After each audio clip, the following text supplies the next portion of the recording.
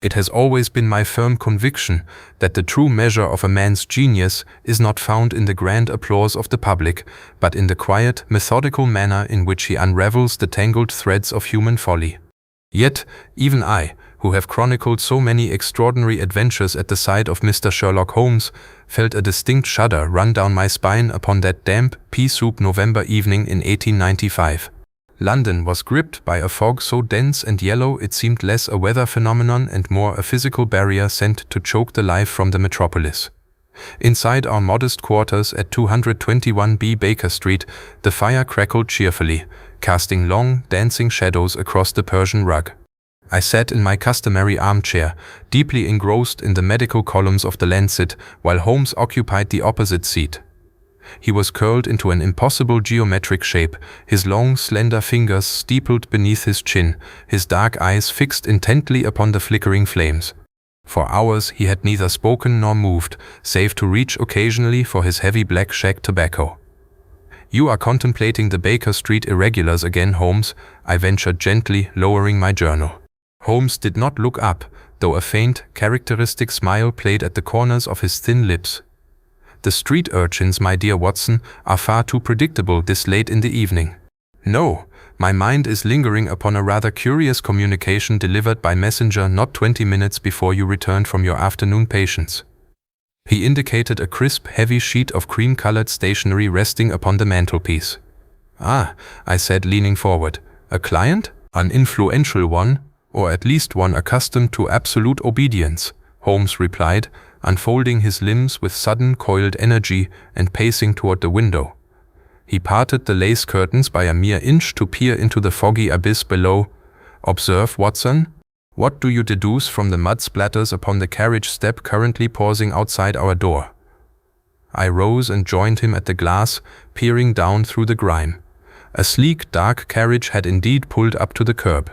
Its lamps were unlit, a direct violation of metropolitan ordinance, and the horses stood unnaturally still, emitting no steam from their nostrils despite the bitter chill. "The mud is dark clay," I observed, feeling a familiar pride in applying his methods. "Richmond or Wimbledon perhaps," indicating a journey from the southwestern suburbs. Holmes let out a dry, appreciative chuckle. "Decent, Watson, quite decent, but you have overlooked the peculiar texture of the grit. It is a mixture of crushed white limestone and red brick dust, adhering to a rare grade of grease found only in the industrial yards near Blackwall. Furthermore, the wheels have been muffled with strips of thick woolen felt. A vehicle does not disguise its approach unless its occupant has something deeply illicit to conceal." Before I could ponder the sinister implications of his words, a sharp, authoritative knock echoed up the staircase. "And here," Holmes murmured, his eyes glittering with the cold fire of the hunter, "is our visitor now. Pray, Watson, do not misplace your revolver.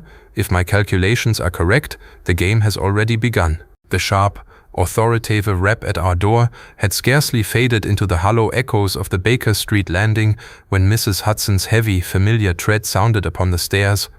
Our respectable landlady appeared in the doorway, her cap slightly askew and her face bearing an expression of mingled awe and profound agitation. Before she could utter a formal announcement, however, the shadowy figure who had ascended behind her pushed past with a quiet, imperious urgency that brooked no resistance. The door swung fully open, and our visitor stepped into the warm amber glow of our parlor, bringing with him a sudden rush of frigid autumn air and an unmistakable atmosphere of high-stakes aristocracy. He was a tall man, impeccably dressed in a heavy Inverness cape lined with sable, the collar turned high to obscure the lower half of his face. As he stepped closer to the hearth, he cast back the cape and removed a broad-brimmed beaver hat, revealing a countenance that was at once striking and deeply troubled. His hair was iron gray at the temples, combed back with meticulous precision, and his piercing blue eyes surveyed our modest sitting room with an analytical sharpness that suggested he was accustomed to evaluating men and spaces at a single glance. Despite the obvious refinement of his tailoring, fine superfine wool and a gold pocket watch chain of exquisite craftsmanship, there was a profound restlessness in his posture, a rigid tension that betrayed a mind stretched to the very breaking point. "Mr. Sherlock Holmes, I presume?" the gentleman asked, his voice a low, resonant baritone that carried the cultured cadence of the upper echelons of British society. Holmes remained standing by the window, his hands thrust deep into the pockets of his lounging jacket. He did not offer a bow or an effusive greeting. Instead, his gaze swept over the stranger with that swift, disquieting intensity that had unsettled so many clients before him. "You may dispense with the formalities, Lord Blackwood," Holmes replied smoothly, his eyes twinkling with a faint, sardonic amusement. "Or perhaps it is more accurate to address you simply as Sir Reginald. Considering that your family crest upon your signet ring was hastily turned inward toward your palm to conceal your identity, an action rendered entirely ineffective by the distinctive heraldic impression left in the damp wax of your visiting card left with Mrs. Hudson." Our visitor started visibly, his hand instinctively dropping to cover his left ring finger, where a heavy gold band had indeed been twisted around. A flicker of genuine astonishment crossed his aristocratic features, quickly replaced by a wry, tight-lipped smile. "I had heard that reputation was rarely exaggerated where you are concerned, Mr. Holmes," our client said, stepping closer to the fire and extending a gloved hand. "My apologies for the incognito. The matter I bring before you is of such delicate and terrifying proportions that the very whisper of my involvement could bring down a pillar of the state." "Pray be seated, Sir Reginald," Holmes said, gesturing to the armchair opposite my own while ringing the bell for Mrs. Hudson to bring tea. "And let me introduce my close friend and associate, Dr. Watson. Whatever secrets you entrust to these walls are as secure as if they were locked within the vaults of the Bank of England. But before you begin your narrative, let us establish a few parameters so that we do not waste precious moments on superfluous details. You have arrived from the direction of Whitehall in a muffled carriage. Your carriage driver is currently waiting 3 streets down to avoid the notice of Scotland Yard, and you are intimately connected to the recent, inexplicable disappearance of the Treasury's confidential codex pertaining to the Anglo-German naval accords." Sir Reginald sank heavily into the armchair, his jaw dropping slightly as he stared at my companion. "Good God in heaven," he whispered, running a trembling hand across his brow. "You speak of the codex as if you had plucked it from my breast pocket yourself. How on earth could you possibly know of the naval accords? That information was restricted to a circle of precisely 4 men within the cabinet." Holmes gave a dismissive flick of his hand, sinking back into his own chair and steeple-forming his fingers once more. "Elementary, my dear Sir Reginald. Your boots carry a microscopic trace of red sealing wax unique to the Foreign Office dispatch boxes, combined with a distinct smudge of printer's ink found exclusively on the confidential galley proofs run off at midnight. Furthermore, the nervous twitch in your left eyelid and the slight dampness of your right glove indicate a man who has spent the last 48 hours hovering near the precipice of ruin, driven there by a loss of national security rather than a domestic scandal. Now, let us hear the full particulars of this phantom carriage and the vanishing document, for the fog outside thickens by the minute, and our time is unhappily finite." Gathering his composure, our visitor took a deep breath, resting his forearms upon his knees as he began a tale that would draw us deep into the darkest, most labyrinthine corridors of London's political underworld. "It began 3 nights ago," Sir Reginald commenced, his voice dropping to a confidential murmur that barely rose above the crackle of the hearth. "The document in question, a bound folio detailing the secret deployment schedules of our North Sea Fleet, was locked within the inner sanctum of the Admiralty archives. Access is guarded by a triple combination iron safe, the cipher of which is known only to myself and the First Lord. Yesterday morning, when the safe was opened for routine inspection, the codex was gone. There was no sign of forced entry, the locks were intact, the windows barred from the inside, and the night watchman swears upon his mother's soul that no living soul passed his post between midnight and dawn." I listened with rapt attention, jotting down the salient points in my mental ledger, struggling to find any logical foothold in what appeared to be an impossible, locked-room mystery. "Surely," I interjected, "someone on the inside must have duplicated the combination or utilized a master key." "That is precisely what Scotland Yard believes," Sir Reginald replied with a bitter edge to his voice. "Inspector Lestrade has already arrested a junior clerk named Arthur Pendleton, discovering a duplicate key in his lodgings. But here is the crux of the terror, mister. Holmes, the very reason I sought you out in defiance of official channels. Last night, at precisely midnight, as I sat alone in my study at my estate in Kensington, a carriage drew up outside my gate. It was completely unlit, completely silent, and identical in every detail to the phantom vehicle you noted outside your door just now. When I stepped out onto the gravel path to investigate, the carriage door swung open of its own accord. Inside, resting upon the velvet seat, was not the missing codex, but a single, chilling token, a silver pocket watch belonging to the arrested clerk Pendleton, smeared with fresh human blood, and a handwritten note bearing a message that has frozen the blood in my veins. Sir Reginald reached into the inner pocket of his coat and withdrew a folded square of heavy parchment, placing it gingerly upon the edge of the mahogany table between us. Holmes leaned forward, his eyes narrowing as he unfolded the paper with surgical precision, revealing a scrawled line of bold, jagged script. The clerk is innocent, the state is blind, and the carriage of shadows collects its dead tonight. Silence descended upon the parlor, broken only by the steady ticking of the mantelpiece clock and the distant, muffled rumble of a hansom cab passing down Baker Street. I felt a cold chill settle over me. The case was no longer a simple matter of theft, but a sinister game of psychological warfare orchestrated by an unseen mastermind. Holmes remained motionless for a long moment, staring down at the parchment with an expression of intense, almost predatory fascination. Slowly, a thin, razor-sharp smile spread across his features. "A clever theatrical flourish," Holmes murmured softly, his voice charged with an unmistakable thrill of anticipation. "Inspector Lestrade has swallowed the bait of the planted key, believing the case neatly wrapped. But whoever is orchestrating this masquerade has made a fatal error in dramaturgy. They have revealed their hand too soon. Watson, fetch your coat. We are going for a rather damp excursion into the heart of Westminster." The transition from the relative comfort of our Baker Street parlor to the freezing, subterranean depths of late November London was as abrupt as it was chilling.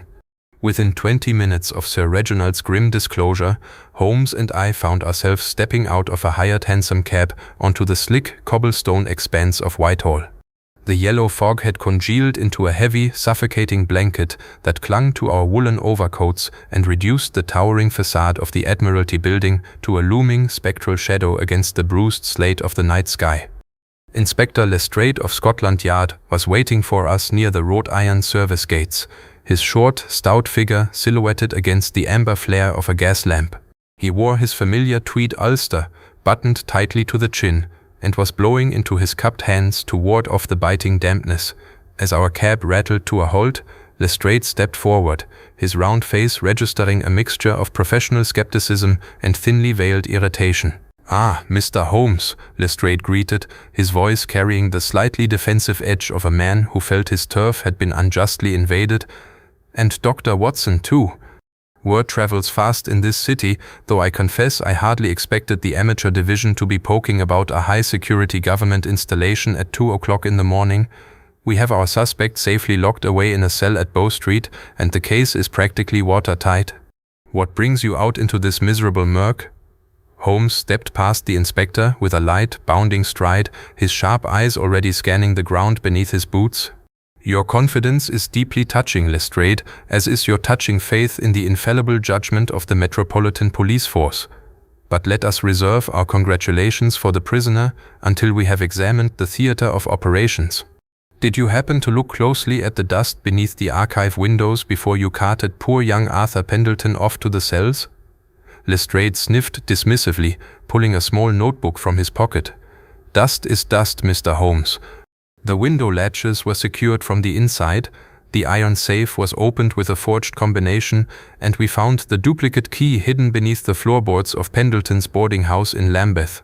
Motive, means, and opportunity, the trinity of criminal detection. There is nothing more to see."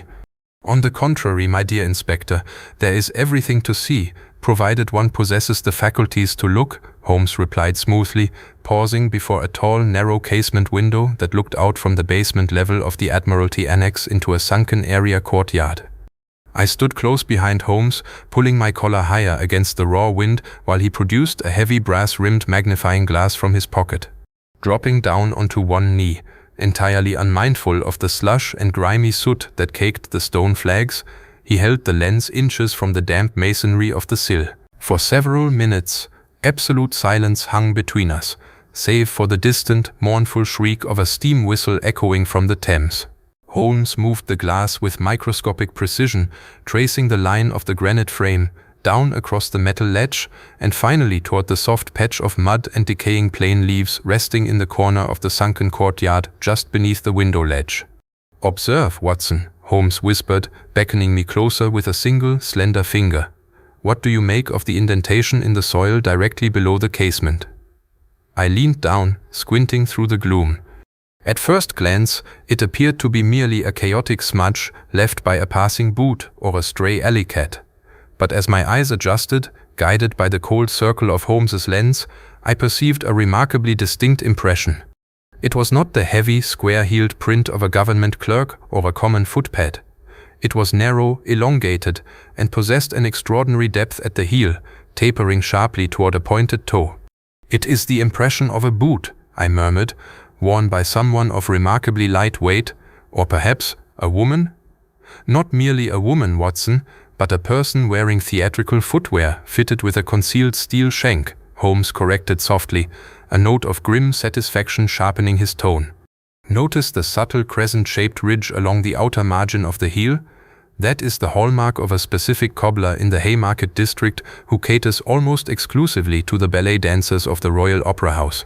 A government clerk living on a modest salary in Lambeth does not commission bespoke dancing slippers with reinforced steel shanks." Lestrade, who had ambled over to join us, peered down into the dirt with a skeptical frown, though he stubbornly refused to yield his preconceived notions. "A dancer? Pish, Holmes, you are seeing spooks in the fog. Pendleton had the key to the safe in his possession. How do you account for that damning piece of evidence if he had no hand in the theft?" "The key, Lestrade, is precisely what makes this case so delightfully artistic," Holmes said, rising to his feet with a lithe movement and brushing a speck of soot from his trousers. "It is far too obvious. A guilty man hides his instruments of crime where they will never be found. An innocent man is framed by planting those very instruments where the police are guaranteed to trip over them within 24 hours.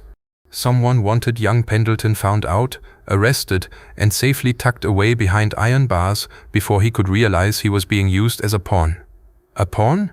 I echoed, a cold shiver running down my spine as I visualized the phantom carriage and the blood-stained pocket watch left at Sir Reginald's estate. "Then the theft of the Naval Codex was never about financial gain or even espionage alone? Espionage is merely the instrument, Watson. The true motive is far more personal and infinitely more dangerous," Holmes declared, turning his gaze away from the courtyard and staring up into the swirling yellow fog that choked Whitehall. "We are dealing with an adversary who treats high treason as a dramatic art form, an opponent who leaves calling cards in the dead of night and orchestrates crimes with the precision of a stage director. And if my deductions are correct, our theatrical genius has only just raised the curtain on the second act." "Then what is our next move, Holmes?" I asked, feeling the familiar, thrilling momentum of the chase taking hold of my senses. Holmes reached into his coat pocket and withdrew his pipe, packing it methodically with dark shag tobacco even as the biting wind howled around us. "Our next move, my dear Watson, requires us to leave Scotland Yard to bask in the comfortable illusion of unsolved crime while we pay a nocturnal visit to a certain modest boarding house in Lambeth. There is a box of correspondence belonging to our imprisoned clerk that Inspector Lestrade, in his haste for glory, completely overlooked, and I suspect it holds the true key to unlocking the Carriage of Shadows."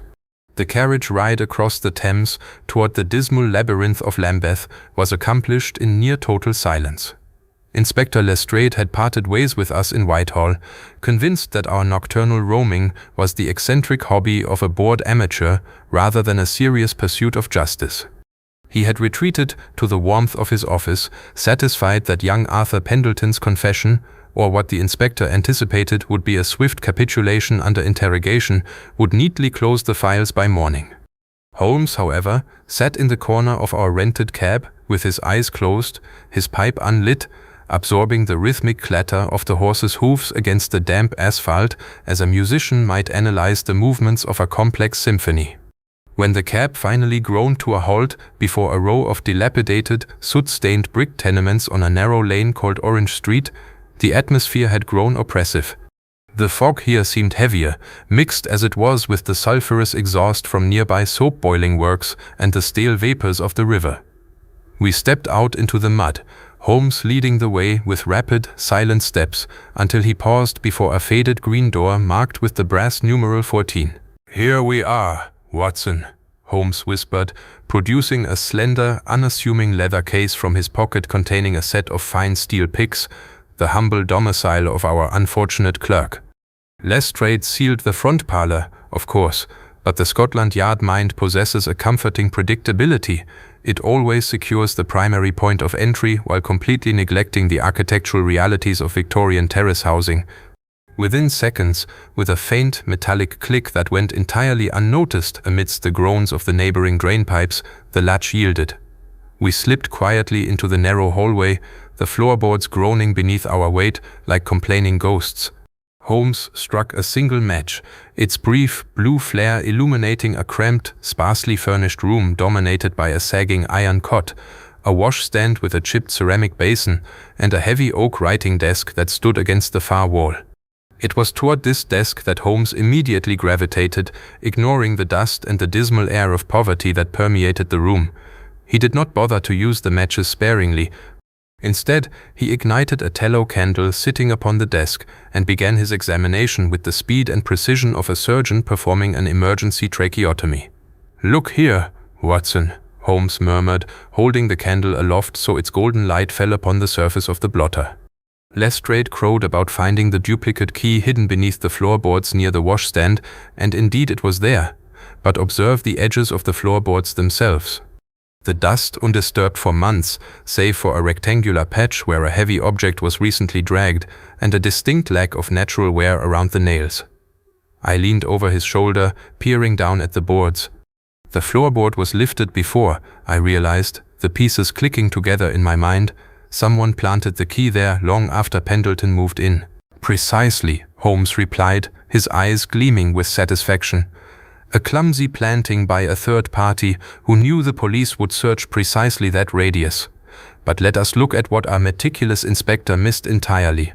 Holmes bypassed the obvious drawer containing Pendleton's housekeeping accounts and instead reached beneath the knee-hole of the desk, his long fingers finding a loose wooden panel at the back. With a gentle tug, the panel slid away, revealing a shallow hidden compartment lined with velvet. Inside lay a small bundle of letters tied with a violet ribbon and a striking miniature portrait framed in tarnished brass. Holmes carefully extracted the portrait and held it up to the candlelight. The face staring back at us was that of a remarkably striking young woman with dark, expressive eyes, an aristocratic tilt to her chin, and an expression of haughty defiance. A silver locket shaped like a theatrical mask hung from a delicate chain around her neck. "A romantic entanglement," I observed, studying the delicate brushwork of the miniature, and judging by the quality of the portrait, not a woman from the working-class slums of Lambeth. "By no means," Holmes agreed softly, slipping the portrait into his breast pocket alongside the bundle of letters. "That is Mademoiselle Clara Duval, a principal dancer recently imported from the Paris Opera to grace the stage of the Royal Opera House in Covent Garden. She is also, unless my knowledge of aristocratic pedigree is entirely faulty, the estranged ward of none other than our esteemed morning client, Sir Reginald." I stared at Holmes in astonishment, the weight of his revelation settling heavily upon my shoulders. Sir Reginald's ward? But why would a high-ranking government official's ward be connected to a humble treasury clerk living in a Lambeth tenement? "That, my dear Watson, is the very question we are going to ask her," Holmes replied, extinguishing the candle with a swift pinch of his fingers and moving toward the door. "Lestrade believes he has found his villain in poor Pendleton, and the public believes the nation's secrets have been compromised by a careless bureaucrat. But our theatrical mastermind has woven a web far more intricate than Whitehall suspects. Clara Duval is currently starring in a midnight rehearsal at Covent Garden. I fancy an impromptu backstage interview will provide a most illuminating contrast to the cold logic of the Admiralty." We slipped back out into the foggy London night, the carriage of shadows still driving unseen through the dark alleys of our minds, waiting for the final act to begin. The gaslit cavern of the Royal Opera House in Covent Garden offered a striking, almost surreal contrast to the dismal squalor of the Lambeth tenement we had just abandoned. As Holmes and I slipped through a side stage door, unlocked, as Holmes had predicted with casual certainty, by a stagehand whose palm had been quietly lined with half a crown, we found ourselves standing in the vast echoing gloom of the wings. Above us, a massive web of hemp ropes, pulleys, and painted canvas backdrops hung suspended like the rigging of a ghostly tall ship. Out upon the immense stage, bathed in the harsh golden glare of calcium limelight, a solitary ballerina spun across the polished boards with a breathtaking hypnotic grace. It was Mademoiselle Clara Duval.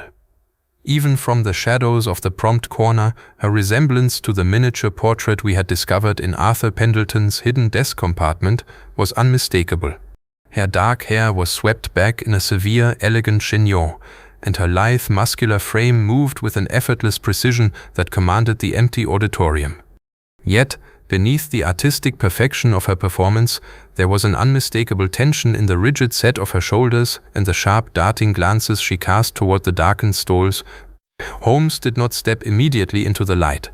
Instead, he drew me further back behind a towering flat depicting a Venetian palazzo, his keen eyes sweeping over the stage floor with intense concentration. "Observe her footwear, Watson," Holmes murmured, his voice barely audible over the swelling strains of a rehearsal violin echoing from the orchestra pit. "Do you see the reinforcement at the instep? It is precisely the same bespoke design we deduced from the singular boot print left in the sunken courtyard of the Admiralty." "Then she was there," I whispered, feeling the net tightening around our enigmatic dancer. "She is the one who slipped through the window while the government officials slept." "Not so fast, my dear fellow," Holmes cautioned, a faint smile playing upon his lips. "Let us not confuse the actor with the playwright. Mademoiselle Duval possesses the physical agility to execute such a feat, but her role in this grand drama is far more complex than that of a common cat burglar. Look closely at the floorboards near the footlights." I followed his gaze, squinting through the dust motes dancing in the calcium glow. Near the edge of the stage, half concealed by a discarded roll of velvet drapery, lay a small, dark object. It was a leather-bound dispatch folder, identical in size and shape to the missing Treasury Codex, though its corners were frayed and worn. Before I could voice my realization, the music screeched to a sudden, jarring halt. The violinist dropped his bow, and Mademoiselle Duval spun around, her dark eyes flashing with anger and alarm as she stared directly into the shadows where we stood. She demanded, her voice carrying a sharp, melodic French accent that echoed through the cavernous theater. "This rehearsal is closed to the public.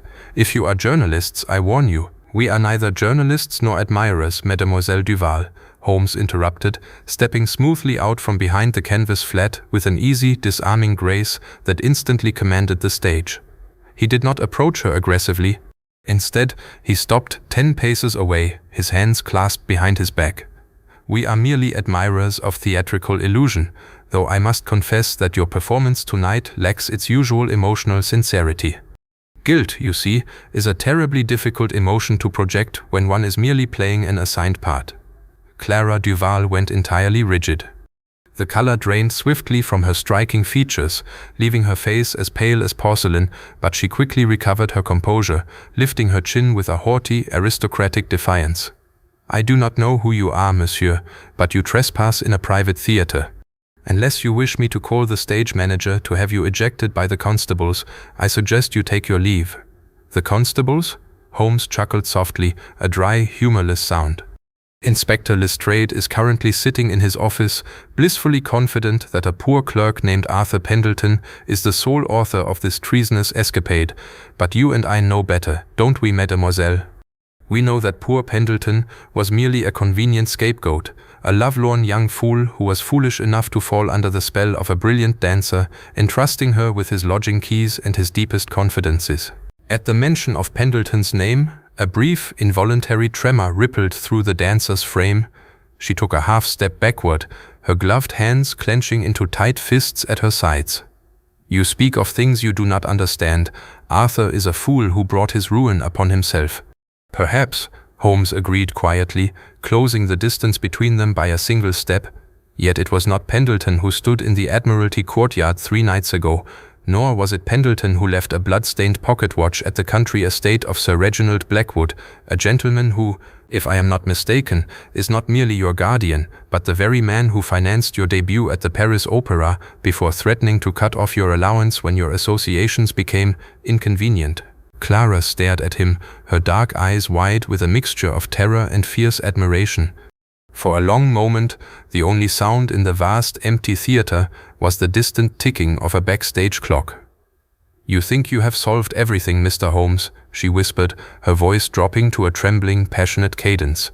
"You think the document in the Admiralty safe was the true prize. But you are blind, both you and the cabinet. The game has only just begun, and the trap is not for me, but for the men who think they rule the empire."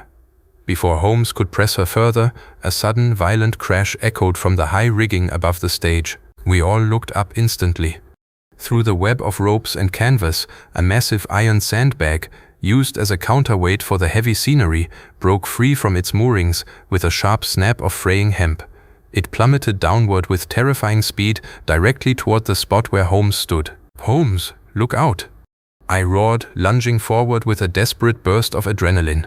With feline quickness, Holmes threw himself sideways, rolling across the wooden boards just as the heavy iron weight smashed into the stage with a thunderous impact, splintering the oak planks into 1,000 shards right where he had stood a fraction of a second before. When the dust cleared and I scrambled to my feet, heart hammering against my ribs, I looked frantically toward the wings. Mademoiselle Clara Duval was gone. The stage door on the opposite side of the proscenium arch was swinging slowly on its hinges, letting in a gust of cold London air.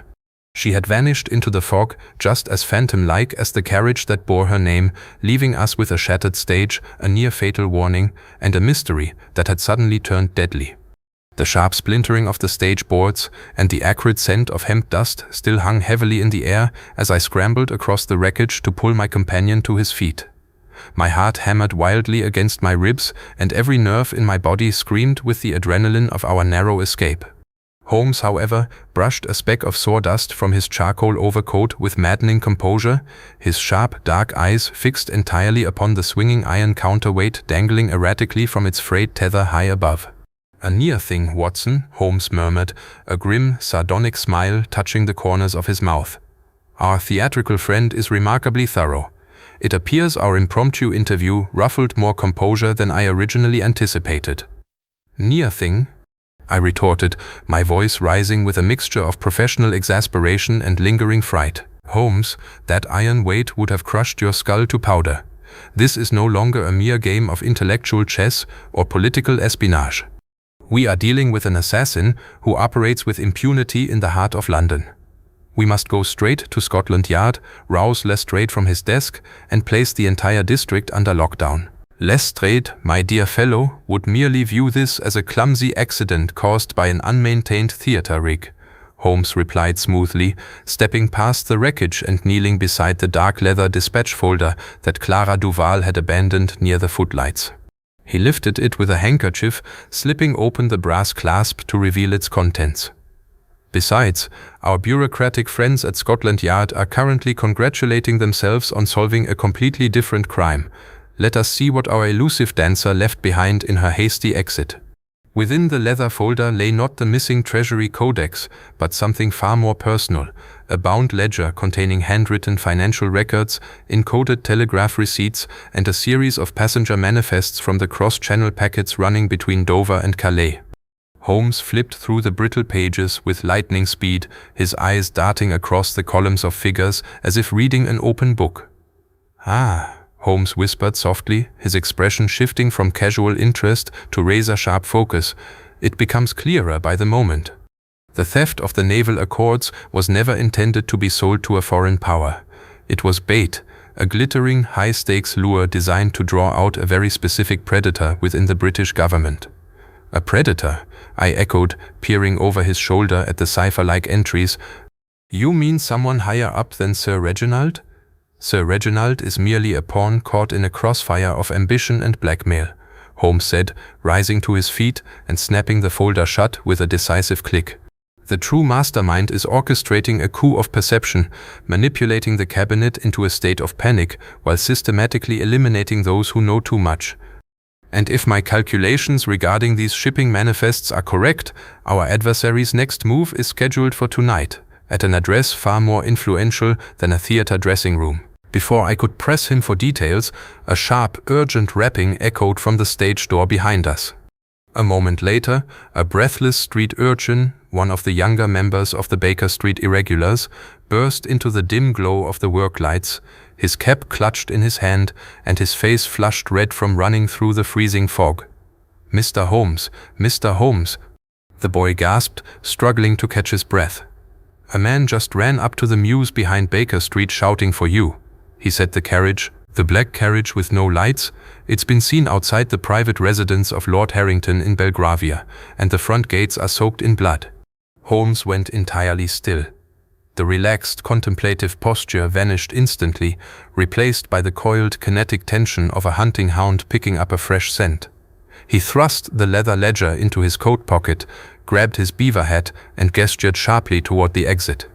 "Come, Watson," Holmes commanded, his voice ringing with an electric intensity that brooked no argument. "The second act is over, the curtain is rising on the finale, and if we do not reach Belgravia within 20 minutes, the Empire may find itself burying a cabinet minister. Would you like me to proceed with Chapter 7, Holmes' strategic play, detailing the elaborate trap set to catch the mastermind?" The handsome cab rattled furiously over the frost-glazed cobblestones of Belgravia, its exhausted horse exhaling thick plumes of vapor into the freezing night air as we hurtled toward the epicenter of our unfolding crisis. Inside the swaying compartment, the atmosphere was charged with an almost palpable electricity. Holmes sat bolt upright, his long fingers rapidly assembling an intricate contraption consisting of a pocket telegraph key, a small dry cell battery, and a length of insulated copper wire extracted from his traveling case. His mind was clearly operating on a plane far beyond my own, weaving together the disparate threads of the Naval Codex, the Dancer's flight, and the chilling omen reported by our young irregular. "Belgravia, Holmes," I ventured, leaning against the cushioned upholstery as the cab lurched around a corner. "Lord Harrington's residence. If the black carriage has indeed been sighted there, and blood has been spilled, we are no longer dealing with mere political blackmail. We are facing an assassination." "An assassination, yes, but of a very particular kind, Watson," Holmes replied without looking up from his wiring, his voice cool and analytical.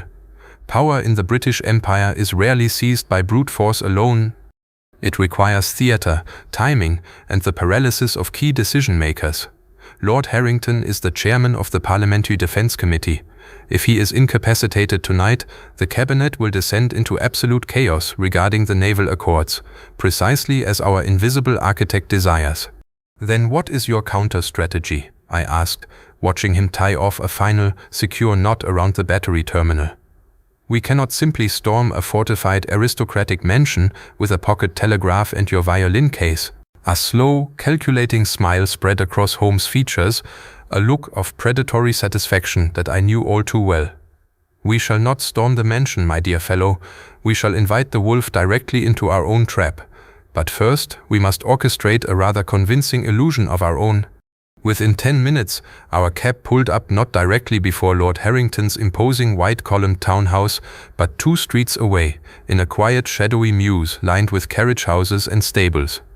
The fog here was thick enough to swallow the gas lamps entirely, reducing the world to a ghostly monochrome of grey stone and slick pavement. Holmes leaped down from the cab with feline agility, paying the driver double his usual fare and instructing him to wait out of sight. He then turned to me, his dark eyes gleaming with intensity in the gloom. "Watson, I require you to execute a specific commission with absolute precision," Holmes said, handing me a sealed envelope bearing the official crest of the Admiralty. "Take this dispatch, walk openly to the front gates of Lord Harrington's estate, and hand it directly to the local constable on watch. Inform him loudly that Mr. Sherlock Holmes has discovered the true location of the stolen Naval Codex and is currently waiting at the abandoned coach house at the end of this mews. You are drawing them out, I realized, a thrill of apprehension mixing with my admiration for his tactical genius. Precisely, Holmes nodded, pulling a heavy woolen cloak from his traveling bag and tossing it over his shoulders. Our mastermind believes I am currently stumbling blindly in the dark, chasing dancers and dodging falling iron weights. When the police broadcast my supposed location, the architect of this scheme will not be able to resist tying up loose ends personally. Now go, Watson, and keep your hand near your service revolver. I did not hesitate. Taking the envelope, I strode briskly through the winding, fog-choked streets until the grand facade of Lord Harrington's mansion loomed before me. True to the irregular's report, a dark, ominous stain marred the white stone steps near the wrought iron gate, and a pair of metropolitan constables stood conferring in hushed, nervous tones. Executing Holmes' instructions to the letter, I delivered the dispatch, announced his supposed whereabouts at the abandoned coach house, and watched as the officers scrambled into motion, dispatching a runner toward Scotland Yard, while others rushed toward the mews. Meanwhile, back in the shadowed gloom of the abandoned coach house, Holmes had set his stage. When I hurried back through the fog to rejoin him, I found the interior illuminated by a single, flickering storm lantern casting long, distorted shadows against the rotting wooden stalls. Holmes was nowhere to be seen. In his place, sitting slumped upon an overturned wooden crate in the center of the room, was a figure draped in Holmes' exact charcoal overcoat and beaver hat, slumped forward in an uncannily convincing posture of unconsciousness. Beside the figure rested the leather dispatch folder we had retrieved from the opera house. I froze, my breath catching in my throat. Had Holmes already been ambushed? A commendable performance, don't you think, Watson? A familiar, dry voice whispered softly from the darkness of the hayloft above. I looked up sharply. Holmes dropped noiselessly from the loft, landing lightly upon the straw-strewn floor beside me. He was stripped down to his shirt sleeves, his coat and hat currently adorning the clever dummy he had constructed from spare rags and his own traveling gear. "Good heavens, Holmes, you startled me," I breathed, wiping a bead of cold sweat from my forehead. "Hush," Holmes cautioned, raising a single finger as he drew me back into the deepest shadow beneath the wooden stairs. "Our guest is arriving. Observe the carriage wheels upon the gravel outside." Through the cracked, grime-caked windows of the coach house, the faint, muffled crunch of rubber tires and felt-wrapped wheels whispered through the night. The black, unlit carriage, the phantom vehicle of Baker Street and Whitehall, had glided silently into the mews, pulling to a halt directly outside our door. The heavy wooden door of the coach house creaked open, admitting a rush of freezing air, and a tall, slender silhouette wrapped in an elegant sable-lined cloak, its face entirely obscured by a silk velvet mask. The trap was sprung. The final act of the mystery had begun. The heavy wooden door of the abandoned coach house groaned upon its rusted iron hinges, swinging inward to admit a sharp gust of damp night air and the unmistakable silhouette of our visitor. The figure stood framed in the doorway for a tense, agonizing moment, draped in the luxurious folds of an expensive sable-lined cloak, the face entirely concealed behind a smooth, expressionless mask of black silk velvet. In one gloved hand, the intruder held a heavy, brass-mounted dueling pistol. In the other, a small, dark leather pouch. Inside the cavernous, straw-strewn room, the silence was absolute save for the steady, rhythmic dripping of a leak from the rafters. The masked figure's gaze immediately locked onto the slumped, motionless form sitting upon the overturned wooden crate, the clever dummy draped in Holmes' charcoal overcoat and beaver hat, beside which rested the incriminating leather dispatch folder. "Curtain down, Mr. Holmes," a voice murmured from beneath the velvet mask. It was a rich, cultivated tone, dripping with cold irony and unmistakably aristocratic poise, though modulated just enough to disguise its true timbre. A brilliant performance across London, but every tragedy must reach its natural conclusion. Without a moment's hesitation, the intruder raised the dueling pistol, took deliberate aim at the center of the dummy's chest, and squeezed the trigger. Crack! The deafening report of the firearm shattered the stillness of the mews, sending a tongue of orange flame licking into the darkness and filling the cramped space with the acrid, sulphurous stench of black powder. The dummy absorbed the heavy lead ball, tipping slightly to one side as sawdust trickled from the torn fabric of the coat. "A commendable shot, Sir Reginald." A cool, resonant voice rang out from the shadows of the hayloft above, cutting through the settling smoke like a razor. "Though I have always found that shooting at an inanimate bundle of old rags demonstrates more theatrical frustration than genuine marksmanship." The masked figure spun around instantly, the pistol swinging upward toward the loft, but it was already too late. With a swift athletic leap, Holmes dropped from the overhead beams, landing squarely upon the intruder's shoulders with the force of a falling boulder. The dueling pistol discharged harmlessly into the wooden floorboards with a second loud bang, and both figures tumbled into the straw in a chaotic tangle of limbs and heavy wool.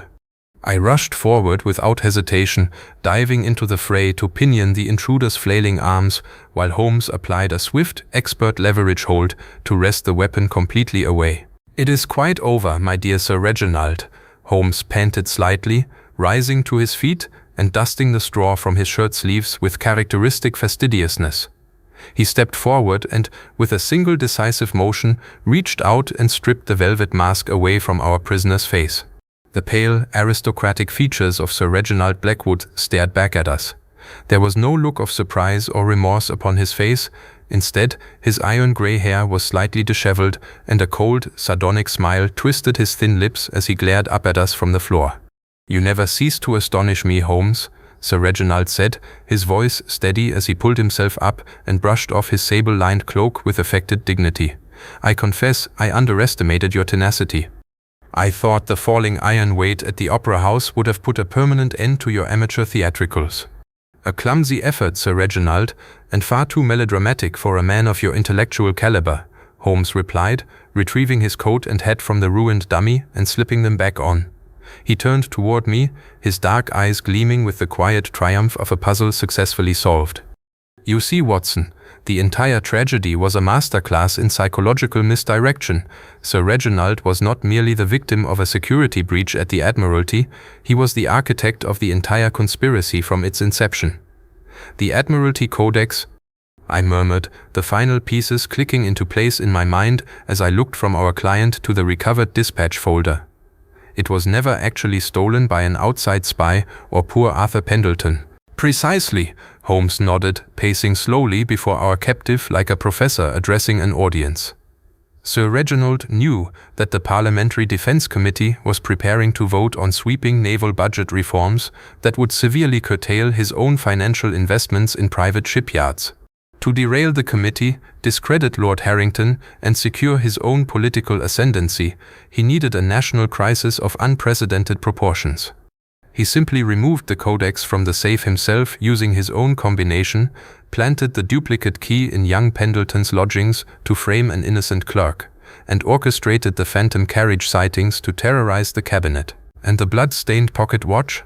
I asked, recalling the terrifying token left at the country estate.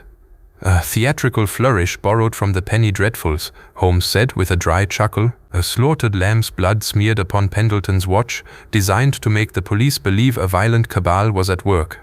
Mademoiselle Clara Duval, his former ward and an accomplished ballet dancer with the physical agility to scale walls and drop through Admiralty windows, served as his theatrical courier until she realized that Sir Reginald intended to make her the ultimate scapegoat if the plan collapsed." Sir Reginald offered a slow, mocking round of applause, his blue eyes flashing with defiant pride. "A magnificent deduction, Mr. Holmes. It is almost a pity that Scotland Yard will take all the credit for my arrest. But tell me, how did you know it was I who fired the shot tonight and not one of my hired agents?" Holmes paused, adjusting his cuffs with meticulous care. "Elementary, Sir Reginald. When we first met at Baker Street, you unconsciously twisted your signet ring to hide your crest, yet you failed to notice that the distinctive scent clinging to your Inverness cape was not the sulphur of Whitehall, but the bespoke machine oil and wood polish unique to the private carriage house behind your own Belgravia estate. A man does not track his own carriage grease unless he is personally driving the vehicle of shadows." Before Sir Reginald could formulate a reply, the sharp sound of running boots echoed from the mouth of the mews, accompanied by the familiar, puffed breathing of Inspector Lestrade and a squad of Metropolitan constables rushing toward the scene with lanterns raised. The game was truly up. The shadows of Victorian London had relinquished their secret, and the phantom carriage had finally reached the end of its dark road. The quiet drizzle of a late autumn morning had begun to wash over the grey slate rooftops of London, casting a pale, washed-out light across the damp cobblestones of Baker Street by the time Inspector Lestrade and his reinforcements completed the final formalities of the night. Sir Reginald Blackwood, once a towering pillar of the British aristocracy and a trusted adviser within the inner sanctum of the government, had been safely escorted away under armed guard, his grand political aspirations and elaborate network of theatrical deception dismantled with surgical precision. The stolen naval codex was recovered intact from the velvet-lined interior of the phantom carriage, returning quietly to the vaults of the Admiralty before the morning papers could so much as whisper of a security breach. Inside our familiar, cozy sitting room at 221B Baker Street, the gas lamps had long since been extinguished in favor of the pale grey dawn filtering through the lace curtains. A cheerful fire crackled in the hearth, throwing long, dancing patterns of amber light across the Persian rug and filling the room with the comforting, familiar scent of wood smoke and strong Turkish coffee. I sat in my customary armchair, wrapped in a thick woolen dressing gown, feeling the heavy, profound exhaustion of a man who had spent 48 hours running on pure adrenaline. Holmes, however, displayed no outward sign of fatigue. He stood by the window, his long, slender fingers methodically cleaning his briarwood pipe while staring out into the quiet street below where a milk cart rattled slowly through the mist. The dramatic turbulence of the previous night, the falling iron weight at Covent Garden, the tense confrontation in the abandoned mews, and the shocking unmasking of a traitor seemed to have left no more impression upon his restless mind than a solved mathematical equation on a blackboard. "It is a peculiar facet of human nature, Watson," Holmes murmured softly, not turning from the glass, "that men of immense intellect and social standing are so frequently undone by their own theatricality." Sir Reginald possessed the executive capability to manipulate a cabinet, yet he could not resist the dramatic flourish of the black carriage and the blood-stained token. He treated the British Empire as a stage play, forgetting that reality has a rather inconvenient habit of breaking through the scenery. "He came dangerously close to succeeding, Holmes," I replied, setting my coffee cup down upon the small mahogany table with a soft clatter.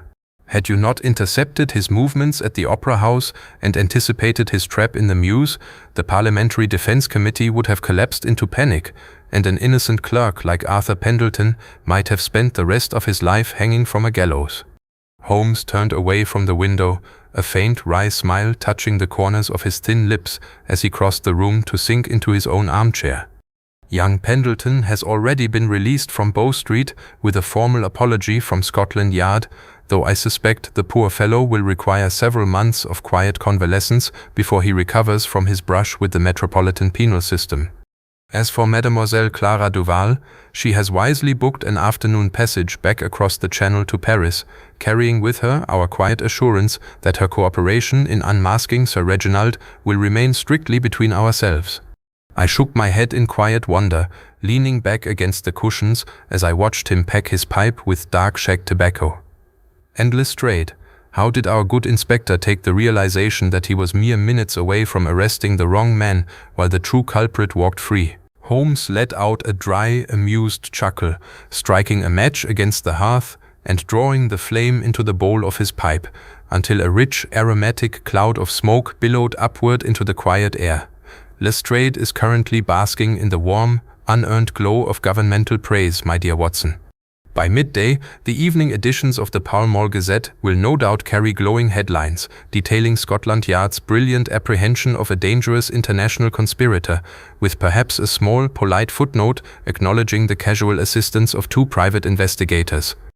Let us not begrudge the inspector his moment in the sun. Public illusions are, after all, the very foundation upon which Scotland Yard maintains its dignified existence."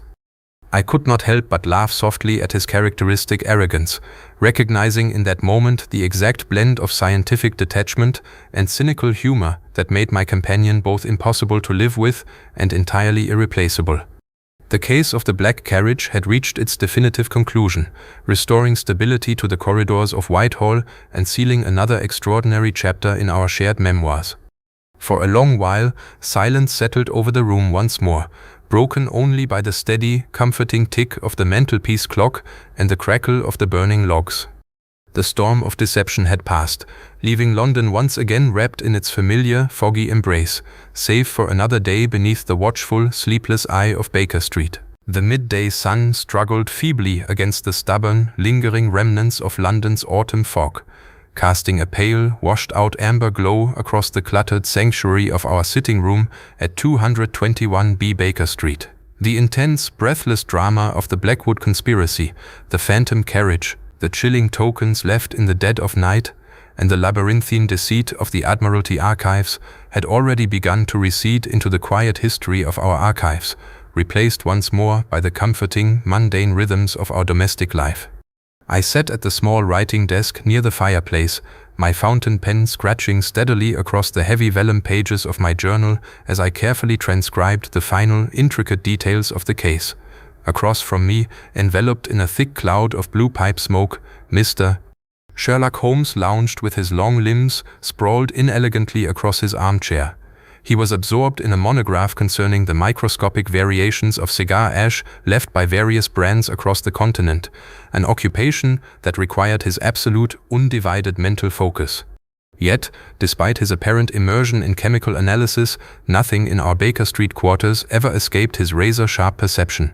"You are phrasing the conclusion of the Blackwood narrative with a touch too much romanticism, my dear Watson," Holmes remarked suddenly, without lifting his eyes from the magnifying glass balanced over a grayish flake of tobacco on a porcelain saucer. "You describe the apprehension of Sir Reginald as if it were the climax of a Greek tragedy, when in truth it was nothing more than a mechanical failure in human engineering." I paused, resting the nib of my pen against the paper, and looked up with an affectionate, if slightly exasperated smile. "A mechanical failure, Holmes? You speak of a man who orchestrated a nationwide political panic, utilized theatrical misdirection to hoodwink Scotland Yard, and came within a hair's breadth of shattering the British cabinet. To reduce such an elaborate criminal intellect to a mere mechanical glitch is characteristically uncharitable." Holmes laid his magnifying glass aside with a soft clink, steepled his long fingers beneath his chin, and fixed his dark, piercing eyes upon me. "Charity, Watson, is a virtue best left to the clergy and the philanthropists. In our line of work, sentiment is a chemical defect found in the losing side. Sir Reginald's primary error was not his ambition, nor even his cold calculation, it was his profound vanity. He fell desperately in love with his own theatricality. He could not simply steal a document and profit quietly from its contents. He had to construct an elaborate stage play, complete with unlit carriages, blood-stained pocket watches, and masked entrances, simply to feed his own bloated sense of theatrical superiority.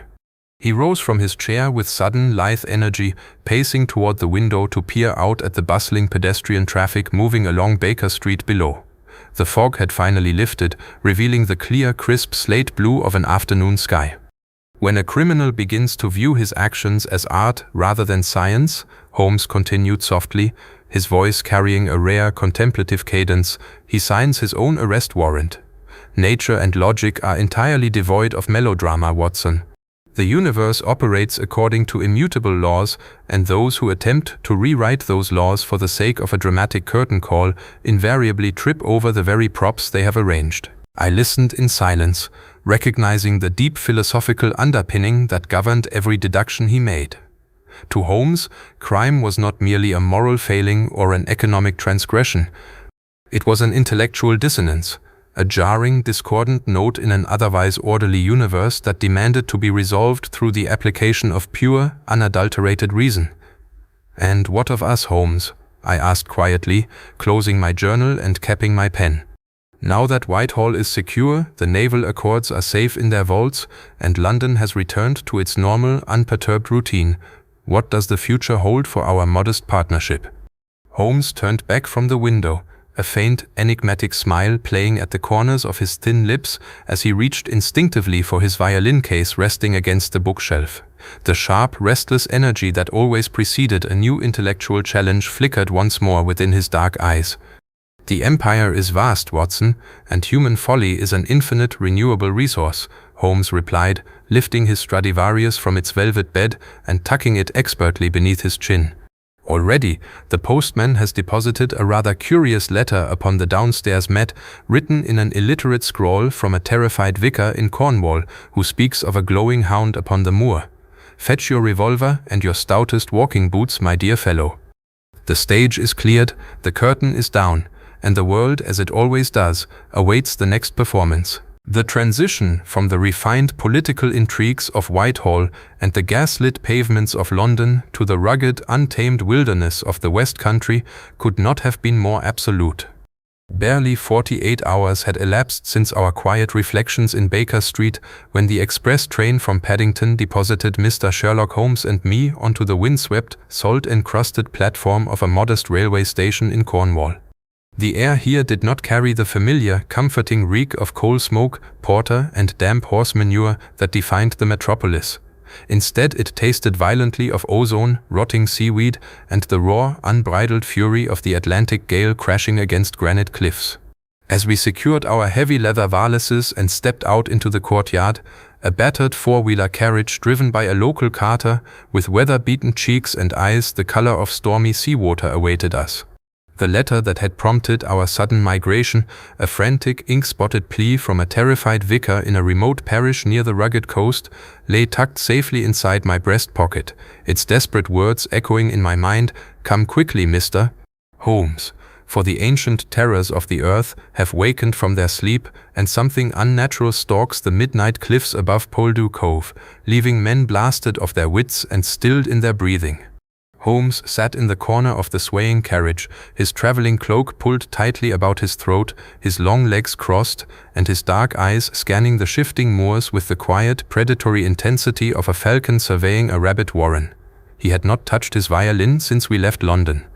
Instead, his nimble fingers rhythmically tapped against the polished briarwood of his pipe, though he had not yet packed it with tobacco. "A glowing hound upon the moor, Watson," Holmes murmured softly, a dry, amused note cutting through the rattle of the carriage wheels against the stony track. "It is a charmingly rustic iteration of an ancient folklore motif. Every county in England appears to possess its own spectral hound, phantom coach, or headless horseman, designed by generations of superstitious peasantry to explain away the natural consequences of smuggling, poaching, or domestic foul play. Yet the vicar's letter spoke of a man found dead upon the cliffs with no visible wounds, his face contorted in an expression of absolute unmitigated horror," I countered, leaning forward with the professional skepticism of a medical man who had seen too many sudden heart failures attributed to supernatural causes. "Surely local panic alone does not stop a healthy man's heart mid-stride." "Local panic, my dear fellow, is a remarkably potent apothecary," Holmes replied, turning his gaze from the landscape to meet my eyes with a faint, sardonic smile. "Fear releases a flood of adrenaline and constricts the coronary vessels with a force that rivals any poison known to toxicology. But let us reserve our medical diagnoses until we have inspected the cliffs of Poldhu Cove with our own eyes. Our terrified clergyman awaits us at the vicarage, and if I am not entirely mistaken, his narrative will provide a fascinating study in rural psychology." The carriage lurched down a steep, winding lane bordered by wind-gnawed gorse bushes and slate-grey stone walls until the vast grey expanse of the ocean opened before us like a hanging sheet of lead. The village of Poldhu was a cluster of whitewashed fishermen's cottages huddled defensively against the sheer drop of the cliffs, where the white surf boiled eternally against jagged black teeth of rock. At the edge of the parish, a modest stone vicarage sat behind a sturdy oak gate, its ivy-clad chimneys smoking cheerfully against the gloom of the approaching dusk. As our carriage groaned to a halt, the front door flew open before we could even reach for the latch. A short, frantically agitated man with white hair standing on end, dressed in a clerical cassock splattered with dried mud, rushed out to greet us. "Mr. Holmes! Thank God in heaven you have come!" the vicar cried, wringing his hands so violently I feared his knuckles might pop. "Another hour, and the whole village will be in open revolt. The creature, the thing of fire and shadow, has been seen again near the smugglers' caves." Holmes stepped lightly down from the carriage, his tall, commanding presence instantly instilling a measure of calm into the trembling clergyman. He offered a brief, polite nod, his eyes already assessing the vicar's ink-stained cuffs, the nervous twitch in his left eyelid, and the peculiar reddish clay caked upon the hem of his cassock. "Calm yourself, Mr. Trevithick," Holmes said smoothly, his voice carrying an anchor-like stability. "The hounds of folklore are notoriously cowardly beasts once they encounter a London-made firearm and a methodic investigation. Pray, lead us inside and recount every single detail of this midnight apparition from the very beginning." As we stepped across the threshold into the warm, peat-scented study of the vicarage, I felt an uncanny prickling at the nape of my neck. The rural peace of Cornwall was a fragile veneer, and beneath it an ancient dark current was stirring, one that would demand every ounce of our logic, courage and resilience to bring to light. The interior of the vicarage study offered a stark and welcome sanctuary from the howling Atlantic gale that beat relentlessly against the leaded window panes. A brisk fire of peat and driftwood blazed within the stone hearth, casting a warm, flickering amber radiance over rows of leather-bound theological texts and a heavy oak desk cluttered with parish registers and handwritten sermons. Yet, despite the physical comfort of the room, the atmosphere remained heavy with a palpable sense of dread.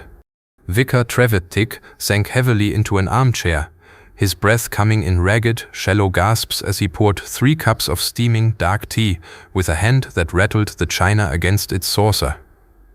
"Drink this, Mr. Holmes, Doctor." "Watson," the vicar urged, his voice trembling as he pushed the cups across the polished wood. "It is strong black tea infused with a drop of local brandy. You will need its warmth against the damp chill of this accursed coast."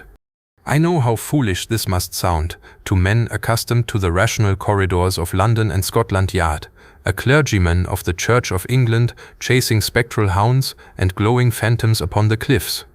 But I swear to you upon my sacred honor, what I saw 3 nights ago down by Polder Cove was no mere hallucination born of parish isolation. Holmes did not touch his tea immediately. Instead, he stood before the hearth, his long fingers steepled behind his back, his dark eyes fixed intently upon the trembling clergyman with an expression of clinical yet sympathetic detachment. "Pray, Mr. Trevithick, dispense with any apologies and simply relate the exact sequence of events," Holmes commanded gently, his voice possessing that steady, hypnotic quality that always compelled absolute obedience. "Start from the moment you left this study 3 nights ago and omit no detail, no matter how insignificant it may appear to your judgment." The vicar swallowed hard, staring into the amber depths of his teacup before lifting his gaze toward the shadows of the ceiling. "It was shortly past midnight," Trevithick began, his voice dropping to a hollow, haunted murmur. "I had been sitting at this very desk preparing my Sunday homily when I heard a strange, unearthly sound rising from the direction of the smuggler's path. A long, drawn-out howling that did not sound like any dog I have ever known, mingled with a harsh, metallic rasp like iron dragging across granite.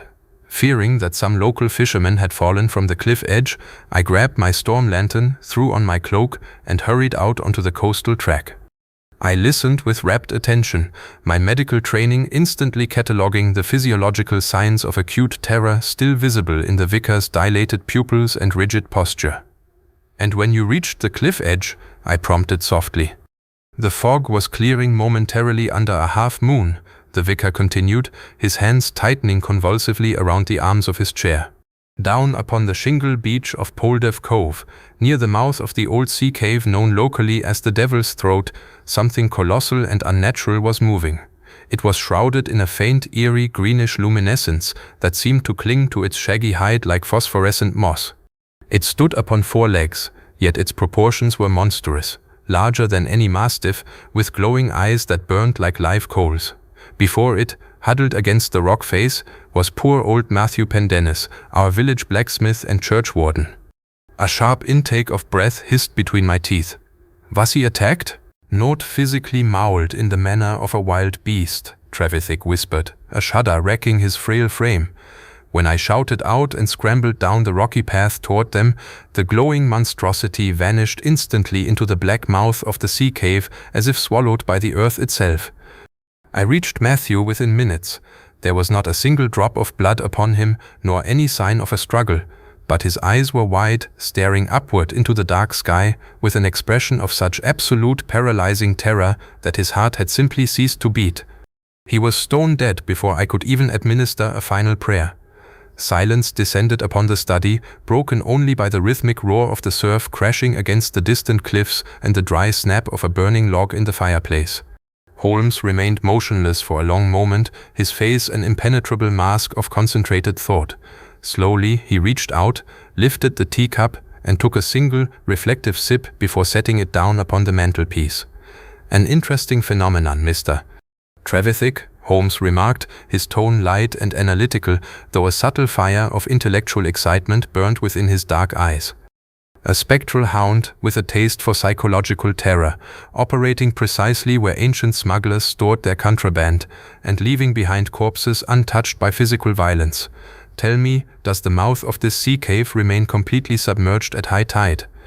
The vicar blinked, momentarily thrown off by Holmes's practical, unsuperstitious pivot. "No, Mr. Holmes. The floor of the cave rises sharply inward, creating a dry, cavernous shelf that remains accessible even during the highest spring tides. In fact, it was used extensively by the free traders a century ago to stash French brandy and lace before the revenue men clamped down." A thin, razor-sharp smile slowly spread across Holmes' features. He reached for his traveling cloak and drew it snugly about his shoulders, pulling his deerstalker hat down firmly upon his brow. "Smugglers, phosphorus, and a canine theatrical production," Holmes murmured, a quiet chuckle escaping his lips. "It appears our rustic Cornish holiday is not going to be nearly as dull as I originally feared. Come, Watson, fetch your revolver and your heavy woolen scarf. It is time we paid a midnight visit to the Devil's Throat and unmasked the beast that walks upon the cliffs of Poldev Cove."